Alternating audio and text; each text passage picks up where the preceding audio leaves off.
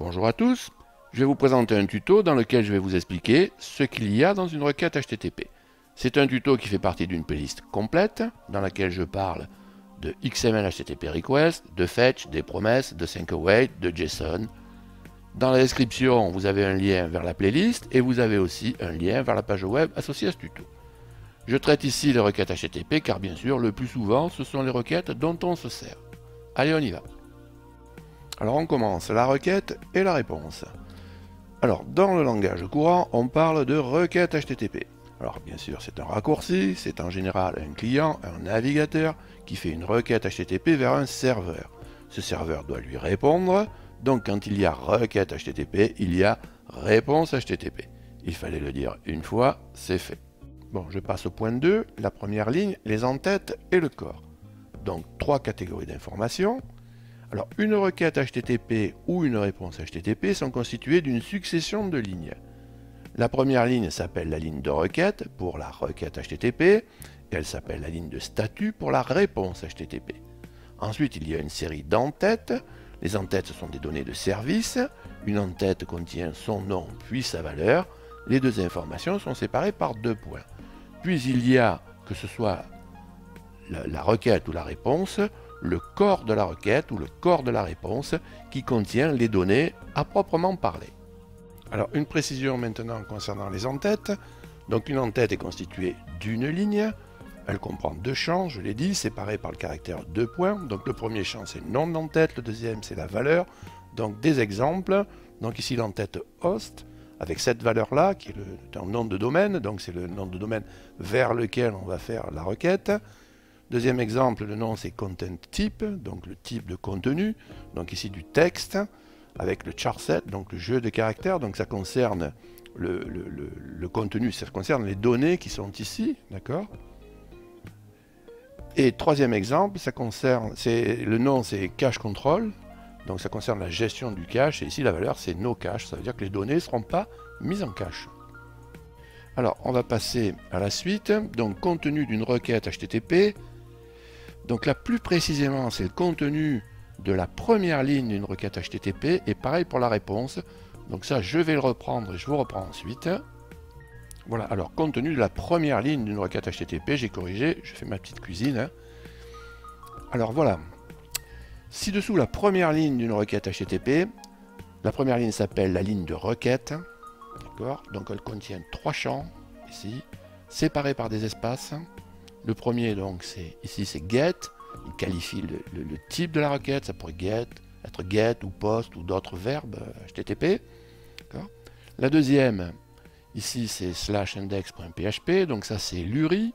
Donc il faudra impérativement avoir une entête host pour avoir une URL, pour savoir où aller taper. Hein. Et le troisième champ, ici, c'est la version d'HTTP. Donc ici, http/1.1. Alors maintenant, on va passer au point 4, le contenu de la première ligne d'une réponse HTTP. Alors, la première ligne d'une réponse HTTP s'appelle la ligne de statut. Ça, je l'ai dit aussi, elle contient elle aussi trois champs. Donc le premier champ, c'est la version HTTP, donc http/1.1 ici. Le deuxième champ, c'est le code de retour de la requête, donc ça c'est un code bien connu, c'est la valeur 200, ça veut dire que tout s'est bien passé, et le troisième champ c'est le texte qui correspond à ce code, donc ici, OK. Alors on va passer au point suivant, deux possibilités pour les paramètres d'une requête. Alors vous pouvez avoir besoin de passer des paramètres à votre requête de manière à préciser votre demande. Alors pour cela, vous allez mettre dans la requête des couples paramètres, valeur. Donc paramètre, valeur, une première fois, paramètre, valeur, une deuxième fois. On met un point d'interrogation ici et on concatène en quelque sorte les deux avec un et commercial, là, une esperluette si vous préférez. Donc ça, s'il s'agit d'un get, on le met dans l'URI. L'URI de la ligne de requête, hein, c'est-à-dire celui-là, à cet endroit-là. Hein, on le rajoute ici. Okay.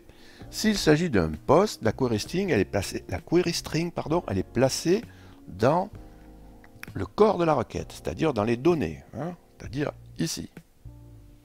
Donc ça, à la limite, ça justifie le tuto, parce que ça, on va en avoir besoin, et c'est difficile de le bombarder comme ça. Donc, dans les deux cas, les paramètres et les valeurs doivent être au format URL encode. Alors, qu'est-ce que c'est le format URL encode? Donc, ça concerne l'encodage du nom du paramètre ou de sa valeur. D'accord? Donc, certains caractères, des caractères spéciaux, doivent être encodés avec des pourcents. On appelle ça aussi le codage pourcent. Donc, on peut faire un petit essai avec Google. Si par exemple, je prends un hashtag, un backslash, un backslash, donc regardez ce que ça donne ici. Je ferai un zoom tout à l'heure. Donc, vous voyez que le hashtag a été codé par %23, le slash par %2f et le backslash par %5c. D'accord? Voilà, donc là ici vous avez un exemple de query string complète, là, ici, d'accord, qui est URL encode. Ok. Bon, alors si maintenant je reviens à mon PowerPoint, donc on va regarder donc dans une requête post. Donc ici on a une requête post complète, enfin à peu près complète. Donc vous voyez donc la ligne de requête ici, les en-têtes là, il y en a 4. Ensuite il y a une ligne vide et la query string se trouve ici dans le corps de la requête. Donc vous voyez la différence, hein. Là c'est dans le corps de la requête et là ça a été rajouté à l'URI et à l'URL quelque part dans la barre d'adresse du navigateur. D'accord? Donc ça à la limite ça justifie le tuto, hein, parce que ça on va en avoir besoin. Alors ce tutoriel est terminé, je vous remercie de m'avoir écouté. Alors prochaine vidéo, on va parler du format JSON. Alors si vous avez appris quelque chose dans ce tuto, un petit coup de pouce, eh bien c'est toujours le bienvenu. Enfin, je vous rappelle que vous avez la possibilité de vous abonner à cette chaîne. Dans ce cas, pensez à activer les notifs. Salut et à bientôt.